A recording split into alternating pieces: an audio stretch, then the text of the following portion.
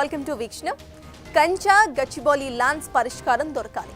జింకలు నెమళ్ళు తిరిగే ప్రాంతం ఇది. 2000 ఎకరాల్లో విస్తరించిన యూనివర్సిటీ.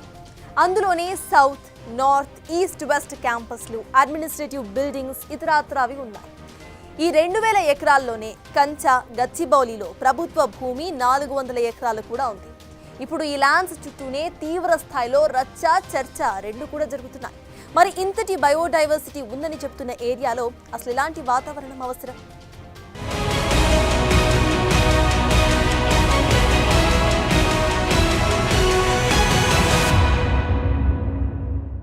పదహారు ఎకరాల క్యాంపస్, 734 వృక్ష జాతులు, 220 పక్షి జాతులు, మచ్చల జింకలు, నక్షత్ర తాబిళ్లు, నెమళ్ల నాట్యాలు, అరుదైన సరీసృపాలు, ఉభయచరాలు. Hub of biodiversity.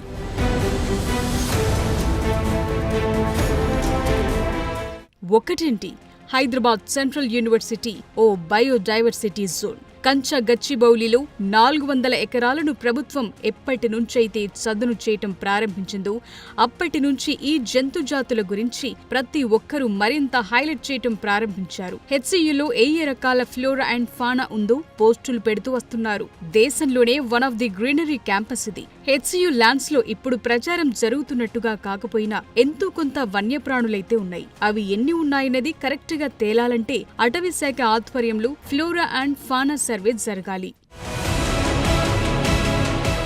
ఇప్పుడు హాట్ డిబేట్ గా మారిన హైదరాబాద్ సెంట్రల్ యూనివర్సిటీకి పెద్ద చరిత్రే ఉంది. సరోజినీ నాయుడు కుటుంబం సెంట్రల్ యూనివర్సిటీకి ఈ స్థలాన్ని స్వచ్ఛందంగా అప్పగించడంతో 1974లో దీన్ని ఏర్పాటు చేసింది కేంద్ర ప్రభుత్వం. మొత్తం 2000 ఎకరాలు ఈ హెచ్సియుకి ఉంది. 2003లో ఉమ్మడి ఏపీలో ఇందులో నుంచి 400 ఎకరాలను ఐఎంజీ కంపెనీకి క్రీడా సౌకర్యాలు అభివృద్ధి చేయాలని చెప్పి అప్పగించారు. ప్రతిగా అంతే స్థలాన్ని హెచ్సియుకి నాటి రాష్ట్ర ప్రభుత్వం మరో చోట కేటాయించింది కూడా. సో ఈ 2000 ఎకరాల్లో ఖాళీ జాగా చాలానే ఉంది. హెచ్సియుకి ఇప్పుడు అక్కడ మిగిలింది 1600 ఎకరాలు. ఐఎంజీ కంపెనీ 400 ఎకరాల్లో స్పోర్ట్స్ కాంప్లెక్స్ డెవలప్ చేయకపోవడంతో ప్రభుత్వం సుప్రీంకోర్టు దాకా వెళ్లి న్యాయ పోరాటం చేసి తిరిగి దక్కించుకుంది. ఇక్కడి వరకు స్టోరీ అందరికీ తెలిసిందే.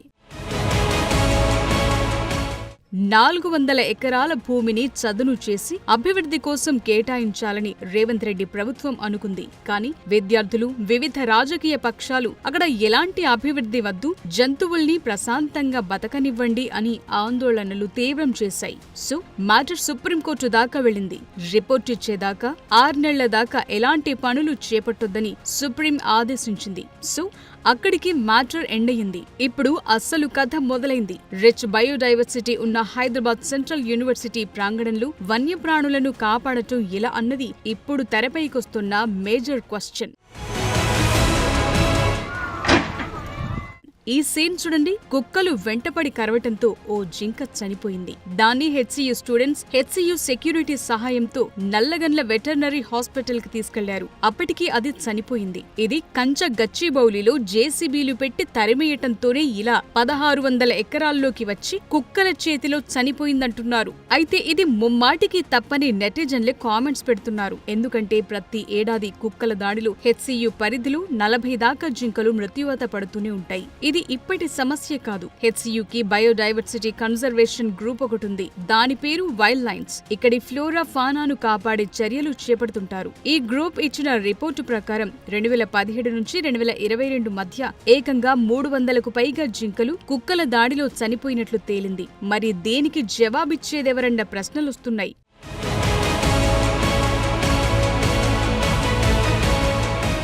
ఇక్కడ మరో సీన్ చూడండి. ఓ జింక సింగిల్ గా వచ్చింది. హెచ్సియు అకాడమిక్ బ్లాక్ ముందు అటు ఇటు తిరుగుతూ ఆహారం తింటోంది. ఈ విజువల్స్ ని కూడా ఇప్పుడు తెగ వైరల్ చేస్తున్నారు. ఇది చూడండి. నెమలి పొరివిప్పిన వీడియోను కూడా చూపుతున్నారు. నిజానికి హెచ్సియులో వాకింగ్ కు వెళ్లిన వారికి అక్కడి స్టూడెంట్స్ కు జింకలు, నెమళ్లు ఎన్నో కొన్ని కనిపిస్తూనే ఉంటాయి. నో డౌట్ ఇది వైల్డ్ జోన్. ఒక్కసారి ఈ వీడియో చూడండి.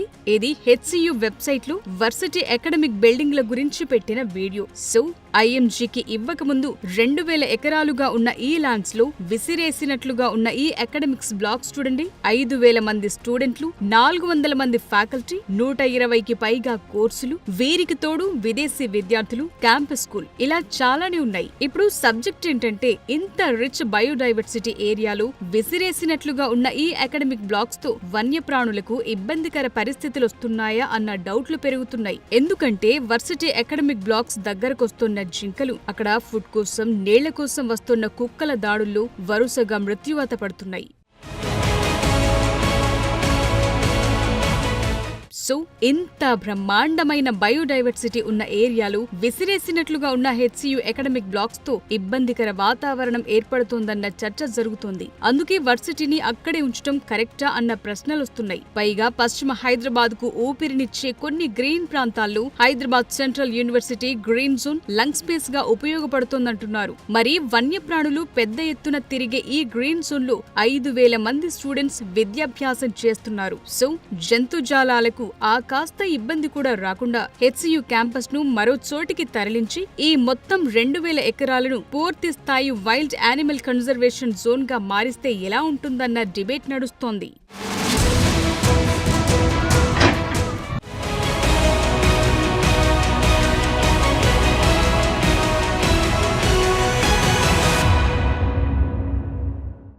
కంచా గచ్చిబౌలి భూములపై ఇప్పుడు పరిష్కారం ఏంటి? హెచ్సియు దగ్గర 1600 ఎకరాలు వైల్డ్ యానిమల్స్ కు సరిపోవా? ఆ 400 ఎకరాలు కలిపి 2000 ఎకరాల్లో ఇకో పార్క్ గా మార్చాల్సిందేనా? సుప్రీంకోర్టు ఆర్డర్స్ ప్రకారం ప్రభుత్వం ముందున్న మార్గాలేంటి? 3 మంత్రుల కమిటీ అసలు ఏం చేయబోతోంది? ఇలాంటి పరిష్కారాలు రాబడతారు.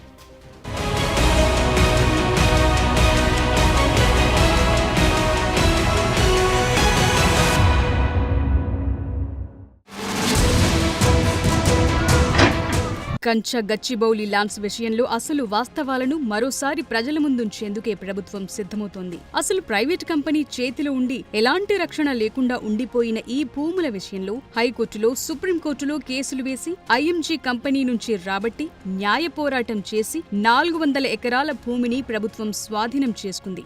ఇది క్లుప్తంగా జరిగిన విషయం. ఇక సుప్రీంకోర్టు ఆర్డినెన్స్ ప్రకారమే ఇది జరిగింది. ఇప్పుడు ఆ భూమిని టీజీఐఈసీకి అప్పగించి డెవలప్ చేస్తున్న క్రమంలో ఎలాంటి అభివృద్ధి పనులు వద్దంటూ సుప్రీం రాష్ట్ర ప్రభుత్వాన్ని ఆదేశించింది. దాంతో ఇప్పుడు ప్రభుత్వం యాక్షన్ ప్లాన్ ఎలా ఉండబోతోందన్నది కీలకంగా మారుతోంది.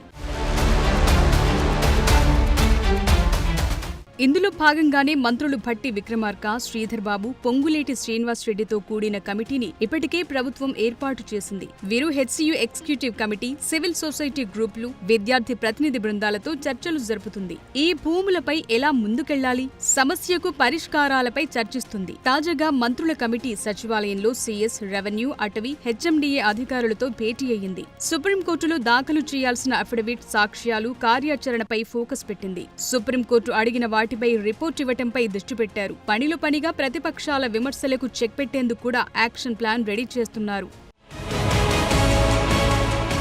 కంచ గచ్చిబౌలి భూముల్లో యానిమల్ కన్జర్వేషన్ కు ఎలాంటి ఇబ్బంది లేకుండా గ్రీన్ జోన్ కాపాడుతూ డెవలప్ చేయటమా, లేదంటే ఈ 400 ఎకరాలతో పాటు హెచ్సియు భూముల్ని కూడా తీసుకుని వరల్డ్ క్లాస్ ఎకో పార్క్ గా తీర్చిదిద్దటమా, హెచ్సియుకు ఫ్యూచర్ సిటీలో ల్యాండ్స్ అలొకేట్ చేయటమా, లేదంటే కంచ గచ్చిబౌలి భూముల్లో ఏముందో అధికారిక రిపోర్టులు తెప్పించి న్యాయస్థానాలను ఒప్పించి తాము అనుకున్నట్లు భూముల కేటాయింపు చేయటమా అన్నది కీలకంగా మారుతోంది. ఎందుకంటే ఇప్పుడు పర్యావరణవేత్తలైనా, విపక్షాలైనా, హెచ్సియు విద్యార్థులైనా చెప్తున్న మాట ఏంటంటే ఆ 400 ఎకరాలు ఎవరివైనా కావచ్చు, కానీ అక్కడ బయోడైవర్సిటీని నాశనం చేయొద్దు, చెట్లు కొట్టొద్దు, జింకలు, నెమళ్లు, ఇతర వన్యజీవుల ప్రాణాలతో చెలగాటమాడొద్దు అంటున్నారు. ఆ లెక్కన హెచ్సియు క్యాంపస్ బిల్డింగ్లు, 5000 మంది విద్యార్థులు, టీచింగ్, నాన్ టీచింగ్ స్టాఫ్, ఇలా చాలా మంది రాకపోకలు, వారి కదలికల వల్ల కూడా సమస్యలు వచ్చే ఛాన్సెస్ ఉన్నాయని సోషల్ మీడియాలో చర్చ జరుగుతోంది. కంచ ల్యాండ్స్ పై కేటీఆర్ ఏమంటున్నారు ఓసారి చూడండి.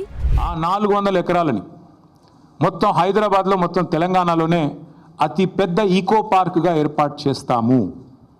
ఇప్పుడే నేను స్పష్టంగా చెప్తా ఉన్నా, ఈరోజు ఎవరైనా రేవంత్ రెడ్డి విసిరే బిస్కెట్లకు ఆశపడి, రేవంత్ రెడ్డి చెప్పే మాటలకు ఆశపడి ఆ ల్యాండ్ 1 ఇంచ్ ఎవరన్నా కొనుక్కున్నా మళ్ళీ కుండ బద్దలు కొట్టినట్టు చెప్తున్నా, మమ్మల్ని తర్వాత అనొద్దు. ఖచ్చితంగా ప్రతి ఇంచు తిరిగి వెనక్కి తీసుకుంటాము. ఒక అద్భుతమైన ఇకో పార్క్, ఎట్లా అయితే ఒక సెంట్రల్ పార్క్ ఉంటుందో మన్హాటన్లో, ఆ స్థాయిలో ఒక అద్భుతమైన ఇకో పార్కును హైదరాబాద్ ప్రజలకి గిఫ్ట్గా అందిస్తాము. చూసారుగా కామెంట్స్. కంచ గచ్చిబౌలి భూములు ఎవరు కొన్నా తరువాత ఇబ్బంది పడాల్సొస్తుందంటూ వార్నింగ్లు ఇస్తున్నారు. తాము అధికారంలోకి వచ్చాక ఆ భూముల్ని కొన్నవారి దగ్గర నుంచి వెనక్కు తీసుకుని అతిపెద్ద ఎకో పార్క్ ఏర్పాటు చేసి అద్భుతంగా మార్చి హెచ్సియుకు, హైదరాబాద్ ప్రజలకు కానుకగా ఇస్తామని కేటీఆర్ అంటున్నారు. 400 ఎకరాల చిట్టడవిలో జేసీబీలతో చదును చేస్తుంటే జింకలు ఇళ్లల్లోకొస్తున్నాయని పోస్టులు పెడుతున్నారు. సో హెచ్సియు పరిసరాలను ఎకో పార్కుగా చేద్దామంటున్నారు. ఆ 400 ఎకరాలే కాదు, నిజంగా వన్యజీవులను కాపాడాలన్న ఉద్దేశమే ఉంటే అన్యాక్రాంతమయ్యే ప్రమాదముందన్న హెచ్సియు భూములను కలిపి చేయొచ్చు కదా అన్న చర్చ జరుగుతోంది. అంతెందుకు, 10 ఏళ్లు అధికారంలో ఉన్నప్పుడు ఈ 400 ఎకరాలు ప్రైవేట్ కంపెనీ ఆధీనంలో ఉన్నప్పుడు పట్టించుకోకుండా, కనీసం కేసు ఫైల్ చేయకుండా ఇప్పుడు ఈ వన్యజీవులకు మేలు చేసేలా ఎకో పార్క్ ఆలోచన చేస్తామంటే నమ్ముతారా? అంత ప్రేమ ఉంటే అప్పుడే చేయలేదెందుకు అన్నది మరికొందరి ప్రశ్న. సో ఇప్పుడు మ్యాటర్ ఏంటంటే, వైల్డ్ లైఫ్ ను కాపాడాలన్న ఉద్దేశమే ఉంటే 2017 నుంచి 2022 మధ్య ఏకంగా ఇదే హెచ్సియులో కేటీఆర్ మున్సిపల్ మంత్రిగా ఉన్నప్పుడే 300కు పైగా జింకలు కుక్కల దాడిలో చనిపోయాయి. అప్పుడు మాత్రం మాట మాట్లాడలేదు. ఇప్పుడు మూగ జీవాలు ఇండ్లల్లోకొస్తున్నాయని పోస్టులు పెడుతోన్న పరిస్థితి. సో ప్రతి సమస్యకు పరిష్కారం ఉంటుంది. మొత్తం హెచ్సియు ల్యాండ్స్ ను వన్యప్రాణుల సంరక్షణ కేంద్రంగా మార్చితే అసలుకే ఇబ్బంది ఉండదు కదా అన్న చర్చ కూడా జరుగుతోంది. ఇందులో ప్రభుత్వం ఎలా ముందుకెళుతుందన్నది చూడాలి. అలాగే ఈ నెల 16 నాటికి సిఎస్ అఫిడవిట్ దాఖలు చేయాలని సుప్రీంకోర్టు ఆదేశించడంతో యాక్షన్ ప్లాన్ రెడీ చేస్తున్నారు. ప్రస్తుతం కంచ గచ్చిబౌలిలోని 400 ఎకరాల్లో ఎవరూ వెళ్లకుండా సైబరాబాద్ పోలీసులు ఆంక్షలు విధించారు. సుప్రీంకోర్టు, హైకోర్టులో పెండింగ్ కేసుల నేపథ్యంలో ఆంక్షలు విధిస్తూ నిర్ణయం తీసుకున్నారు. ఇతర ఉద్దేశాలతో తిరిగే వ్యక్తుల ప్రవేశంపై నిషేధం విధించారు. ప్రశాంతతకు భంగం కలిగించే లేదా చట్టబద్ధంగా విధులు నిర్వహిస్తున్న అధికారులకు ఆటంకం కలిగించే వారిపై కఠిన చర్యలు తప్పవంటూ వార్నింగ్ ఇవ్వటం కీలకంగా మారింది.